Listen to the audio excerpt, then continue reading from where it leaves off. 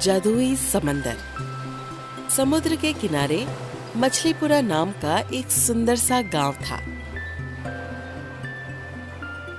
Light house और समुद्र में मछलियों के लिए घूम रही नाव से वो इलाका बहुत ही सुंदर था।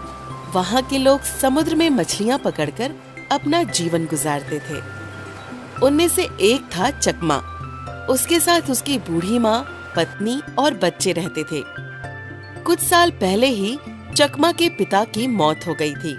चकमा रोज समंदर में जाकर मछलियाँ पकड़ता और उन्हें बाजार के किसी दुकानदार को बेचकर पैसे कमाता था। कभी कभी मछलियाँ न पकड़ने पर वो बहुत उदास हो जाता था। एक दिन उस गांव का मुखिया मिश्रा चकमा से कहता है, अरे ओ चकमा, तेरे पिता का लिया हुआ कर्ज कब वापस करेगा?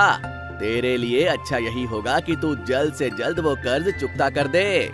हाँ, ये बात सच है कि मेरे पिता ने आपके पास से कर्ज लिया था, पर उन्होंने मुझसे कहा था कि उन्होंने आपका कर्ज चुकता कर दिया है। लगता है आपको कुछ गलतफहमी हुई है। आप एक बार देख लीजिए। हाँ, तुम्हारे पिता को कर्ज देना ही मेरी सबसे बड़ी गलती थी। ये देख, ये तेरे घर के कागजात। अगर कर्ज दे दिया होता तो ये कागजात तेरे पास होते, मेरे पास नहीं। पिताजी ने कहा था कि आप वो कागजात बाद में लौटाओगे। क्या ये कागजात अभी भी आपके पास हैं? मैंने सोचा था कि पिताजी ने वो कागजात घर में ही रखे होंगे।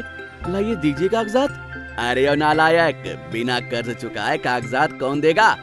तेरे पिता का लिया हुआ कर्ज सूद समेत इस महीने के आखिरी में पूरे 10 लाख हो जाएगा। मैं तुझे इस महीने की आखिरी तक का समय देता हूँ। कर्ज चुकता करके कागजात वापस ले लो या फिर घर मेरे हवाले कर दो। सेठ जी, ऐसा मत कीजिए, मेरा पूरा परिवार सड़क पर आ जाएगा। अगर तेरा परिवार सड़क पर आता है तो मैं क्या करूं? अगर मुझे गुस्सा आ गया तो मैं तुझे यहीं के यहीं मार डालूंगा। चल जा यहाँ से। कहकर मिश्रा चकमा को धक्का देता है। चकमा वहाँ से चला जाता है। अरे वाह, क्या दिमाग है आपका। कर्ज चुकता करने के बाद भी कागज ना लौटाकर क्या चाल चली है। मैं देने ही वाला था, पर इसी दौरान उसका पिता चल बसा। तभी मुझे ख्याल आया और ये बेवकूफ मेरी बात को सच मान बैठा। जब भी चकमा उदास होता तो वो लाइट हाउस पर बैठकर समंदर को देखा करता था। उस दिन भी वो लाइट हाउस पर बैठकर समंदर को देख रहा था। तभी उसकी नजर एक सुनहरी चीज पर पड़ती है। वो अपने मन में, अरे आखिर ये है क्या? अक्सर चमकती हुई नजर आती है, समंदर में जाकर देखो तो कुछ भी दिखाई नहीं देता। मैं इसके बारे में गांव में किसी बुजुर्ग को पूछता हूँ। यूँ सोचकर वो एक बुजुर्ग के पास जाता है। बेटा, कहा जाता है कि समुद्र के बीचों बीच एक हवेली है और ये भी कहा जाता है कि वहाँ ढेर सारा सोना है। कभी कभी वो यूं चमकता हुआ नजर आता है। अगर पास जाओ तो कुछ नजर नहीं आता। और कुछ लोग तो ये भी कहते हैं कि जो कोई भी वो सोना लेने के लिए समुद्र में गया वो कभी लौट कर नहीं आया। ये सुनकर चकमा सोच में पड़ जाता है और वो अपनी नाव लेकर सोने की तलाश में निकलता है और अपने आप से कहता है, हे भगवान, अगर मुझे वो सोना मिल गया तो मैं मिश्रा को उसके पैसे लौटाकर मेरे घर और परिवार वालों को बचा लूंगा। यूं वो समुद्र के बीचों बीच आ जाता है कि तभी उसे एक चमकती हुई चीज नजर आती है। वो बिना वक्त जाया किए पानी में छलांग मारता है और तैरते हुए उस सुनहरी रोशनी की ओर निकल जाता है कि अचानक से वो अलग ही दुनिया में चला जाता है।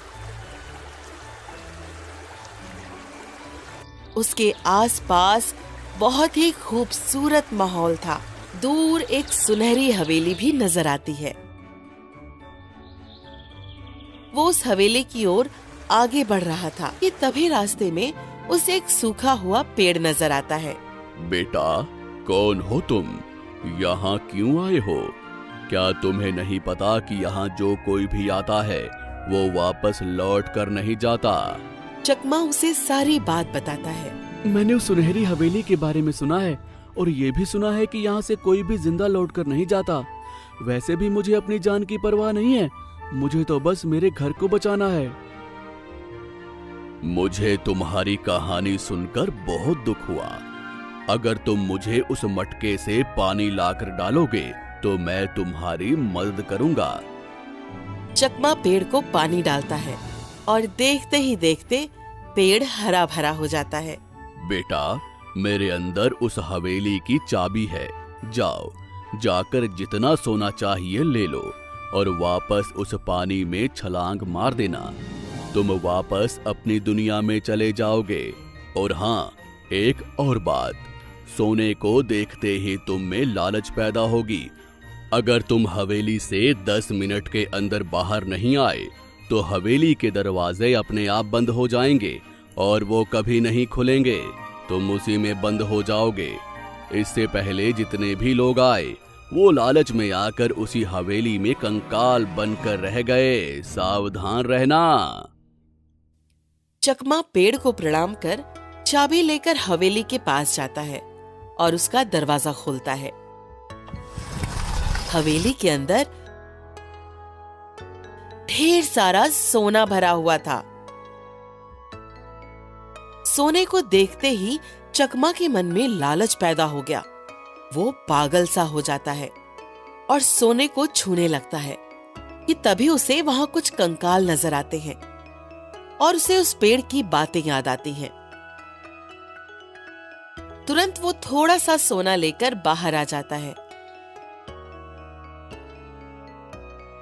उसके बाहर आते ही हवेली के दरवाजे बंद हो जाते हैं।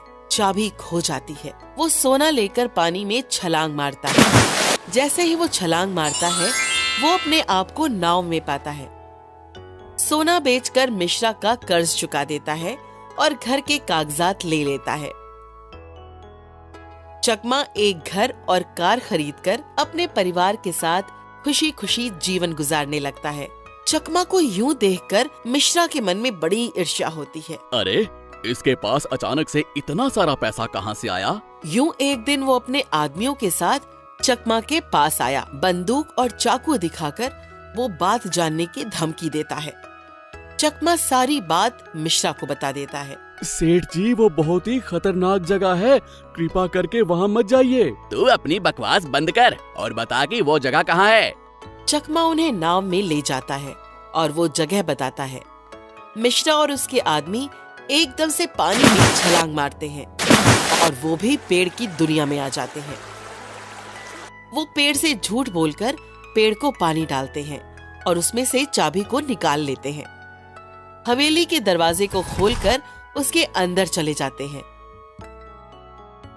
सोने को देखते ही वो पागल से हो जाते हैं और सोने को एक दूसरे पर उड़ाने लगते हैं। और फिर क्या था, हवेली के दरवाजे बंद हो जाते हैं।